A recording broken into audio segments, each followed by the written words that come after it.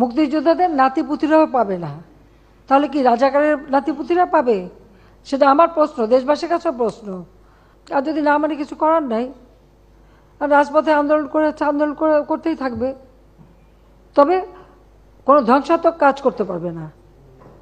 যতক্ষণ তারা শান্তিপূর্ণভাবে করে যাচ্ছে কেউ কিছু বলছে না, কিন্তু এর বাইরে যখন কিছু করবে, পুলিশের গায়ে হাত দেওয়া বা পুলিশের গাড়ি ভাঙা বা এভাবে আক্রমণ, এগুলি যদি করতে যায়, তাহলে তখন তো আইন তার আপন গতিতে চলবে, এখানে আমাদের কোনো কিছু করার নেই।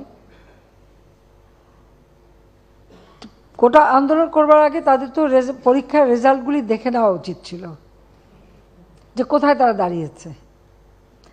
আর দ্বিতীয় কথাটা হচ্ছে, মুক্তিযুদ্ধের বিরুদ্ধে এত ক্ষোভ কেন? মুক্তিযোদ্ধাদের নাতিপুতিরাও পাবে না, তাহলে কি রাজাকারের নাতিপুতিরা পাবে? সেটা আমার প্রশ্ন, দেশবাসীর কাছে প্রশ্ন, যে রাজাকারের নাতিপুতিরা সব কিছু পাবে, মুক্তিযোদ্ধারা পাবে না। অপরাধটা কি? নিজের জীবন বাজি রেখে, নিজের পরিবার সংসার সব কিছু ফেলে দিয়ে যারা মুক্তিযুদ্ধে অংশগ্রহণ করেছিল, দিন রাত খেয়ে না খেয়ে, কাদা মাটি ভেঙে, রোদ বৃষ্টি ঝড় সব মোকাবেলা করে, যুদ্ধ করে এই দেশে বিজয় এনে দিয়েছিল।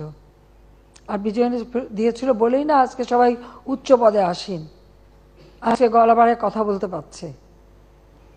ধরে তো ওই পাকিস্তানিদের বুটের লাথি খেয়ে চলতে হতো। আমি কথা বলছিলাম যে কোনোদিন বিদেশে যেতে গেলে আগে একটা ভিসা নিতে যেতে হতো করাচিতে, কারণ যখন করাচি রাজধানী, এরপর রাজধানী হলো ইসলামাবাদ, তারপর হলো পিন্ডি। তো সেখান থেকে বিদেশে যাওয়ার ভিসা তো আন্তর্জাতিক কোনো ফ্লাইট ঢাকা থেকে চলতো না, ওই করাচির থেকে আন্তর্জাতিক ফ্লাইট নিতে হতো, হয় দিল্লি থেকে নয় করাচি থেকে।